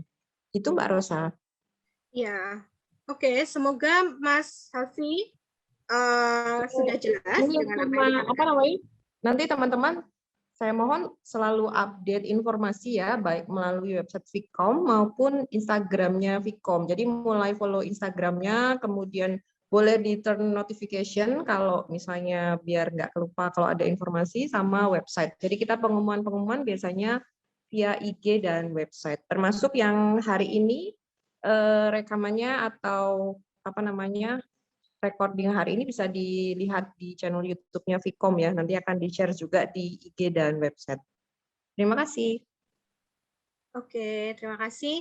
Mas Dandi menanggapi, tadi sudah disampaikan Mbak Rani, mahasiswa semester 2 yang masih dipaketkan itu full online? Iya, full online karena pertimbangan pada pasal 1 adalah jumlah mahasiswa yang banyak di masing-masing kelas dan kelasnya paralel, maka kami memutuskan untuk full online. Walaupun ada mata kuliah praktikumnya ya, itu Mas Dandi. Kemudian ada Mas Panji, DPA sudah keluar dari Vkom. Oke, nanti bisa dicek di siannya, Mas Panji akan apa namanya Mbak, di reorganize lagi gitu ya, akan mendapatkan DPA siapa. Begitu Mas Panji, sementara masih dalam proses ya di sistemnya ya, nanti akan ketahuan siapa DPA penggantinya. Oke, ya. Ada lagi teman-teman, Mas dan Mbak, monggo kalau mau menambahkan informasi atau mungkin ada yang perlu diklarifikasi dari yang saya sampaikan, silahkan. Teman-teman, terima kasih juga sudah bergabung ya, tadi sampai ada 300-an yang join, dan ini pengumuman penting, sangat penting berkait dengan kuliah umum, karena ini merupakan assessment 1, jadi teman-teman wajib untuk menghadiri. Syarat SKS 144145. Ini ya. Ada di panduan akademik Mas Aldi, dan juga teman-teman yang lain selalu baca buku panduan akademik supaya bisa ini ya, dipahami ya. Pembelajaran untuk semester 2 tidak luring tetapi masih daring. Ya Mbak Feni Lestari, betul, masih online, jadi mungkin tidak perlu bersiap tiket dulu untuk ke Jogja, belum perlu mempersiapkan kos-kosan, ini karena lagi naik ya kasusnya meningkat tajam di Jogja, teman-teman angkatan 2021 berarti ya, sementara silahkan masih di kampung halaman masing-masing. Iya Mbak Dinda, masih paket, sudah disampaikan tadi. Fokus saja melihat mata kuliah di semester 2 dan itu yang kemudian akan diinput. Mata kuliah full e-learning dan offline, jika saya mengambil mata kuliah yang full e-learning dan offline pada mata kuliah semester 4, boleh tadi seperti disampaikan Mas Didi, boleh mengambil dua-duanya, Mas Naufal, offline maupun online, atau dipilih yang online semua dengan catatan konsultasi dengan DPA ya, Mas Naufal.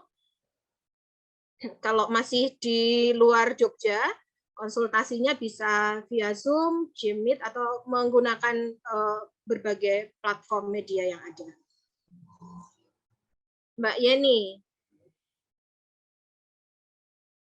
Iya, nanti tinggal di input mata kuliahnya Mbak Yeni, tetapi tetap KRS ya, bukan kami yang menginput ya. Walaupun paket yang menginput tetap teman-teman. Nanti akan diupload daftar mata kuliah semester 2, 4, dan 6. Genap. Akan dibagi list mata kuliah. Iya, Mas Rio, akan dibagikan di web Vkom seperti yang saya sampaikan tadi di slide, ada semua ya, di slide mata kuliahnya akan disampaikan ini. Ya, daftar mata kuliah akan disampaikan di web Vkom. Mata kuliah praktikum akan ada yang offline juga karena pertimbangan jumlah mata kuliah. Ini saya bicara sambil menjawab teman-teman ya. Oke. Ya, semoga sudah jelas. Ada lagi yang mau ditanyakan? Silahkan nanti segera daftar untuk kuliah ininya ya, teman-teman. Kuliah umum dan webinarnya. Ini di 7 Maret. Sebagai assessment pertama. Oke. Nanti linknya bisa dilihat di IG Vkom, link pendaftarannya, teman-teman. Jadi seperti yang disampaikan Mbak Rani, aktiflah join di medsosnya Vkom.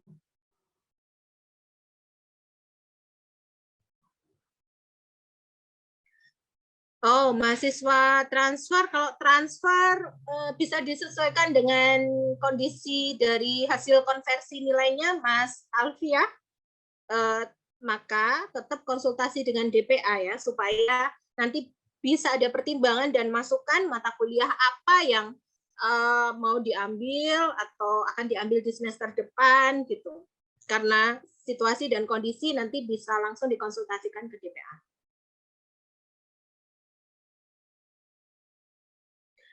Mbak Grace, nah ini yang kemarin kita bahas Mbak Rani ya dan juga teman-teman untuk mata kuliah yang offline, apakah harus full 1 semester mengikuti secara offline atau dia bisa offline setengah semester kemudian online. Nah untuk mata kuliah yang tatap muka gimana Mbak Rani? Apakah akan tatap muka selama 14 kali pertemuan? Oke. Kalau secara ketentuan dari bagian akademik memang seperti itu ya. Jadi yang tatap muka semuanya tatap muka. Kemarin saya juga menanyakan apakah ada, kalau dulu kan ketika tatap muka itu tetap ada jatah e-learningnya ya.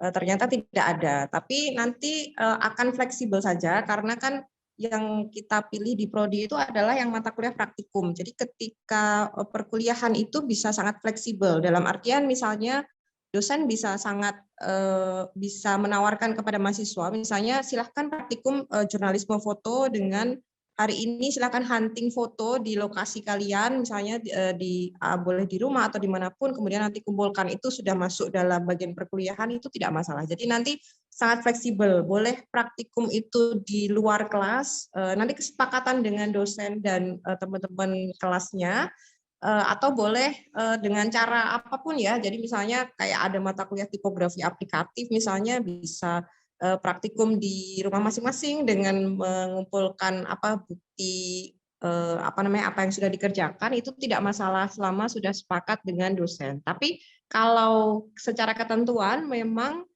ketika tatap muka seluruhnya akan dilakukan tatap muka dari pertemuan pertama sampai ke 14. Meskipun nanti tetap melihat kondisi ya, karena pandemi ini serba tidak pasti. Ketika nanti ada kebijakan tertentu dari pemerintah yang benar-benar urgent, maka nanti pasti akan ada perubahan seperti itu. Maka tadi memang direkomendasikan untuk yang mengambil tatap muka itu memang kalau bisa yang memang sudah stay di Jogja atau memang sudah mantap mau di sini, sehingga tidak perlu pulang ke rumah atau seperti itu ya. Jadi rekomendasinya seperti itu. Cuma kalau mau memilih juga tidak masalah. Jadi teman-teman nanti yang menentukan sendiri. Kira-kira nanti saya akan tatap muka itu bisa nggak untuk stay di Jogja selama 1 semester, misalnya gitu. Itu Mbak Rosa. Ya, begitu Mbak Grace. Semoga sudah paham ya. Jadi intinya selalu ikuti update perkembangan informasi terkini berkait dengan perkuliahan. Lalu Mbak Novita, Mbak, sistem assessment. Ya, sistem assessment itu sebenarnya hanya ada di mata kuliah ya. Jadi kalau Mbak Novita tidak mengambil mata kuliah, maka ya tidak akan ada assessment ya skripsi saja gitu. Skripsi itu sebenarnya bagian dari assessment juga gitu, tapi kemudian tidak dibagi-bagi seperti ini tadi loh. Aduh, mana? Nah, tidak dibagi-bagi seperti ini kan? Karena dia jumlahnya langsung 6 SKS yang tentu saja diharapkan kompetensi-kompetensi ini, kompetensi di era 4.0 atau 5.0 ini diperlukan gitu Mbak Nova. Lalu ada Mas Noval, kalau biaya Tridharma untuk semester berapa? Mas Noval, saya minta maaf belum bisa menjawab pertanyaan ini ya. Barangkali kalau teman-teman ada yang paham soal biaya Tridharma ini, saya kok baru beberapa kali mendengar, jadi belum bisa menjelaskan secara detail, Mas Noval. Adakah yang bisa membantu menjawab, Mas dan Mbak dosen?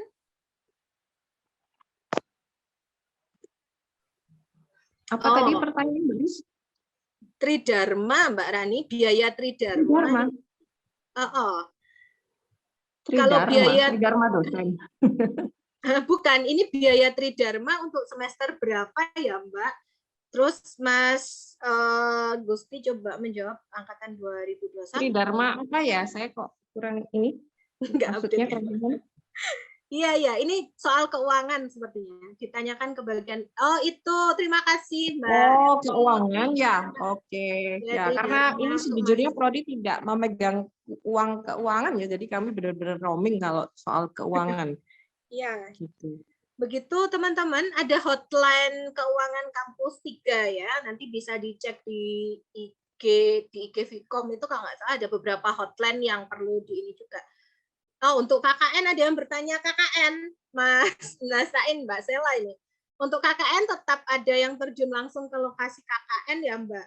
Kalau semester ini, iya kemarin ada yang terjun ke ke lokasi, tapi semester depan belum tahu. Mungkin bisa dibantu menjawab kalau masih stay tune di Zoom ini, Mas Nasain, atau gangguan sinyal. Kurang lebih kalau jawaban saya itu dulu, Mbak Sela ya. Jadi berdasarkan pengalaman kemarin, ada yang online, ada yang offline. KKN yang di bulan terakhir ini hampir semuanya offline, hampir semuanya ke lapangan ya, karena di daerah Magelang itu KKN-nya. Nah, semester depan sepertinya akan melihat situasi dan kondisi, Mbak Sela, kalau misalnya semester ini mau mengambil KKN, sorry. Begitu, ada lagi mungkin yang mau raise hand menyampaikan secara langsung, silahkan. Sekali lagi, teman-teman silahkan mendaftar Stadium General atau kuliah umum ya, kuliah umum dan juga webinar Vkom yang akan diselenggarakan pada 7 Maret. Linknya ada di IG, jadi silahkan nanti melakukan pendaftaran di sana dan ini sebagai assessment pertama. Begitu teman-teman, kalau masih ada yang tanya lagi, mengikuti kegiatan MBKM apa bisa ya di Mbak Rani mungkin bisa menjawab Mas Gusti Malayuda kalau mengikuti kegiatan MBKM II ISMA itu apa? Oh ya, oke. Ini jadi untuk Merdeka Belajar di Vkom ini kan MBKM itu ada beberapa kegiatan ya, kalau nggak salah ada 8.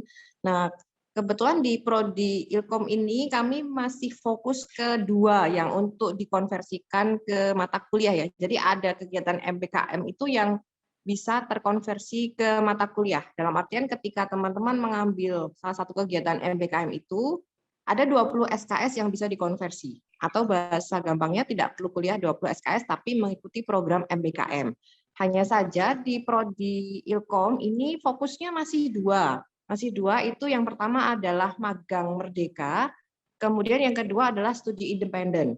Nah, masing-masing kegiatan MBKM ini ada persyaratannya. Misalnya kalau magang merdeka itu yang bisa dikonversi ke 20 SKS itu adalah magang yang instansinya terdaftar di Dikti dan sudah bekerja sama dengan universitas. Kalau di Prodi Ilkom itu baru 1 ada di Aditv. Jadi kalau teman-teman magang merdeka di Aditv, kemudian semesternya masih bisa, misalnya sekarang baru semester 5 menuju ke 6 atau semester 4, kalau 4 ke 5 masih semester depan ya, itu bisa nanti dikonversi SKS-nya. Kalau magangnya di Aditv ya, karena kita baru kerjasama dengan Aditv untuk magang. Jadi magang merdeka di luar Aditv boleh dilakukan, tapi tidak mengkonversi SKS. Nanti hanya akan memberikan SKPI ya, surat keterangan pendamping ijazah bahwa teman-teman mempunyai kelebihan skill di bidang tertentu. Sama juga dengan yang dikatakan di chat barusan ya, IISMA itu misalnya, ketika dalam kegiatan tersebut, misalnya jenisnya magang atau jenisnya mengajar atau apapun, dan Vkom ternyata belum bekerja sama atau kita belum menjalin MOU, itu bisa dilakukan tapi bukan untuk menggantikan konversi SKS, tapi berupa SKPI. Kemudian misalnya itu bentuknya magang reguler, alias bukan magang merdeka, itu bisa dilakukan untuk kuliah KKL ya, kuliah KKL-nya tapi sesuai dengan semesternya. Jadi kan KKL itu ada syarat minimal semester ya, 100 SKS kalau nggak salah baru bisa KKL, itu nggak apa-apa. Jadi Merdeka Belajar yang diakui. Untuk konversi masih 2, yaitu magang Merdeka dengan ADTV saja, masih baru dengan ADTV. Kemudian yang kedua adalah studi independen. Nanti studi independen itu bisa dibaca persyaratannya juga. Salah satunya adalah harus berkolaborasi dengan beberapa mahasiswa dari perguruan tinggi berbeda. Jadi ada persyaratannya. Itu yang bisa dikonversi. Di luar itu, semua kegiatan MBKM kami mempersilahkan kalau mau ikut, tapi bukan untuk dikonversi. Bentuknya adalah SKPI. Begitu, mungkin semoga jelas ya teman-teman. Iya, oke. Terima kasih Mbak Rani. Begitu Mas Gusti. Nanti kalau misalnya ada yang belum jelas, langsung bisa ke Prodi ya. Kemudian pertanyaan berikutnya, kalau misalnya ikut kelas offline, lalu pada pertengahan misalnya kemudian terkendala sakit atau tidak enak badan, langsung konsultasi langsung menginformasikan ke dosen pengampu mata kuliahnya ya Mbak. Jadi kalau mata kuliah itu offline, sementara ini tidak ada versi online-nya gitu. Misalnya mata kuliah komunikasi organisasi, katakan seperti itu ya, 14 kali pertemuan offline, ya maka 14 kali pertemuan itu akan offline. Nah, kalau misalnya di pertengahan itu ada kendala, langsung saja disampaikan ke dosen pengampunya. Misalnya sakit, atau nggak enak badan, atau ada sesuatu gitu ya, silahkan nanti disampaikan langsung ke dosen pengampu. Kemudian untuk Mbak Francisca, Mbak, kita tidak ada istilah kunjungan industri. Ini transfer mungkin ya, Mbak Francisca. Kita istilahnya kuliah kerja lapangan.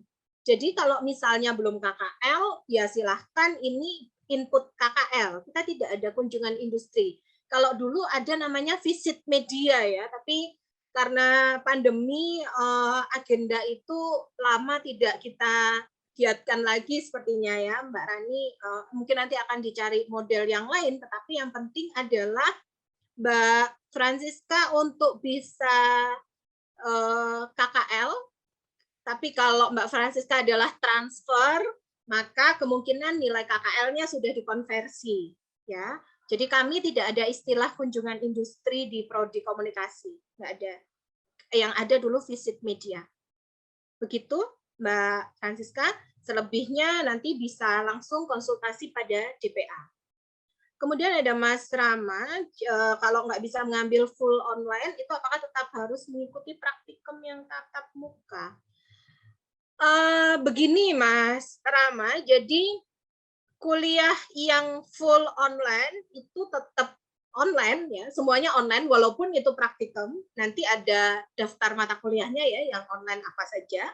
Kemudian mata kuliah tatap muka tetap tatap muka. Gitu ya. Kita tidak hybrid, tidak melaksanakan hybrid di saat bersamaan, jadi tidak sinkronus ya. Jadi kalau misalnya yang diambil adalah full online, maka ya full online, praktikumnya juga akan online. Mungkin tatap mukanya seperti ini ya, virtual ya, melalui virtual. Begitu, Mas Rama, semoga menjawab. Oh iya, poster kuliah umumnya sementara memang masih ada sedikit perbaikan, Mas Adi, tetapi mungkin untuk link pendaftaran bisa diakses dulu ya, coba nanti sambil dicek ulang. Syarat yudisium, pengumpulan sertifikat berapa poin, itu sepertinya keterangannya ada di website Vkom tentang tentang yudisium ya, Mbak Ranisa lupa judulnya, tapi yang jelas ada poin-poinnya di tabel orange itu, Mas Brian. Saya nggak ingat, tapi di searching aja informasi yang ada di web Vkom. Nah di situ ada poinnya. Kalau misalnya jadi ketua UKM berapa, kalau sertifikat seminar nasional berapa, sertifikat seminar internasional berapa, nah di situ ada poin-poinnya. Lalu ikut magang merdeka itu sama dengan ikut SKS KKL. Ya, sama. Magang merdeka kan Mbak Eka maksudnya. Tapi itu tadi seperti disampaikan Mbak Rani ya, ada syarat bahwa institusinya itu punya MOU dengan Vkom. Jadi kalau tidak ada MOU-nya, maka nanti akan diakukan sebagai SKPI. Begitu. Silakan sambil konsultasi ke mungkin lebih jauh, nanti Mbak bisa langsung kontak ke Mbak Rani ya, Mbak Eka. Mas, di sini ada siapa lagi? Mbak Sekar, Magang Merdeka yang terdapat di website Magang Merdeka, apakah tidak dapat dikonversi? Untuk aturan konversi Magang Merdeka tadi sudah disampaikan juga ya Mbak Rani, kita hanya sementaranya dengan ADTV begitu? Atau... Ya, jadi memang yang ada di website Magang Merdeka itu adalah instansi-instansi yang direkomendasikan ya. Cuma kan salah satu syaratnya lagi dari universitas itu harus menjalin MOU dulu, Mbak. Jadi nanti Mbak atau Mas ya tadi. Jadi nanti yang ada di listnya website Magang Merdeka itu apakah sudah bekerja sama dengan universitas kita. Ketika sudah, itu bisa terkonversi dengan konversi yang ini konversinya ada 2 versi ya. Jadi yang pertama adalah bisa terkonversikan ke 20 SKS mata kuliah. Itu adalah harus yang sudah MOU. Dan kita hanya baru dengan ADTV karena ini berproses ya. Nanti bertahap mungkin akan semakin bertambah. Lalu ada konversi versi satunya lagi, yaitu yang bisa diakui di KKL. KKL dalam artian ya KKL reguler, walaupun itu ikut program Merdeka misalnya ya. Misalnya di apalah instansinya namanya ya, instansi tertentu yang bukan ADTV, yang kita nggak kerjasama, dia magang Merdeka, teman-teman pengen ikut, saya persilahkan nggak apa-apa, tapi bukan untuk mengkonversi 20 SKS. Hanya seperti magang reguler, KKL 3 SKS. Begitu. Oke. Sama nanti dapat ini kalau yang ikut Merdeka itu, yang Merdeka non konversi yang 12 SKS itu bisa menambahkan SKPI ya. Jadi surat keterangan pendamping jasa berkaitan dengan skill teman-teman ketika ikut magang Merdeka itu di bidang apa begitu. Ya, oke. Karena ini saya baru lihat, saya dimention ya. Waktu kita terbatas, ini ada pertanyaan terkait teman-teman yang mau uji kompetensi di LSP. Kalau edaran resminya belum ya, Mbak Astri? Mbak Astri, apakah masih stay tune? Kita bisa melakukan uji mandiri kah untuk Vkom misalnya? Bisa aja. Tapi teman-teman harus sudah selesai semua mata kuliah, terutama mata kuliah konsentrasi. Jadi amannya ya di semester 6 atau semester 7. Nanti kalau ada periode pembukaan, pasti akan diinfokan oleh LSP sih. Ya, nanti di IG Vkom juga akan diinfokan ya, Mas Ade Rifki. Terima kasih sudah care.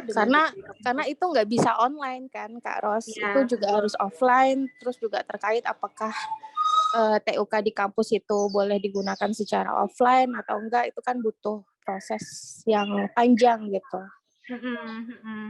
Oke, begitu Mas Ade Rifki, nanti selebihnya bisa langsung konsul ke Prodi ya. Kemudian teman-teman, untuk segala pertanyaan tadi saya coba merangkum, yang online itu tetap online ya, sampai dengan ujiannya juga online. Bimbingan skripsi bisa dilaksanakan secara online, dan secara khusus aturan tentang KKL dan juga skripsi, nanti kita akan ada pembekalan lagi Mas Satrio, karena bertanya tentang KKL gitu. Jadi sementara bisa dicek dulu panduannya di web Vkom, tapi nanti akan ada pembekalan KKL. Intinya kalau KKL teman-teman harus sesuai dengan konsentrasi studi, karena itu mengasah soft skill ya, mengasah keterampilan. Kalau misalnya di broadcast ya nanti magangnya seputar-seputar di media gitu ya, kok melakukan job desk yang itu berkaitan dengan broadcasting, dan aturannya ada di web Vkom itu. Sudah nanti dicek lagi ya teman-teman.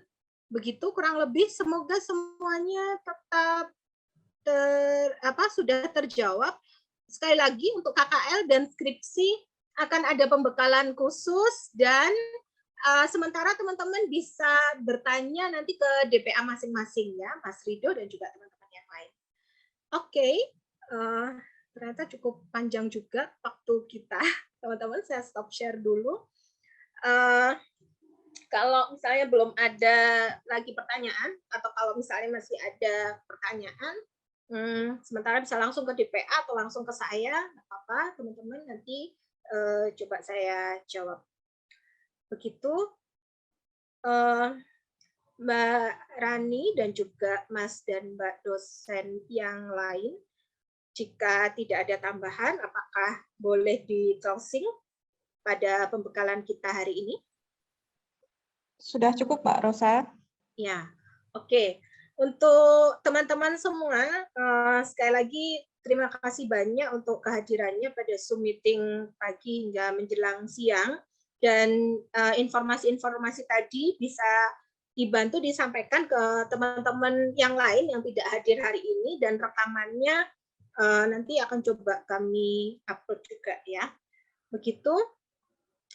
Sekali lagi terima kasih banyak Mas dan Mbak dosen dan juga teman-teman sekalian. Kita bertemu di pembekalan yang lebih khusus lagi nanti di KKL, pembekalan KKL dan juga skripsi. Begitu, sekali lagi selamat pagi teman-teman semua. Terima kasih banyak. Terima kasih, Mbak Rosa. Oke.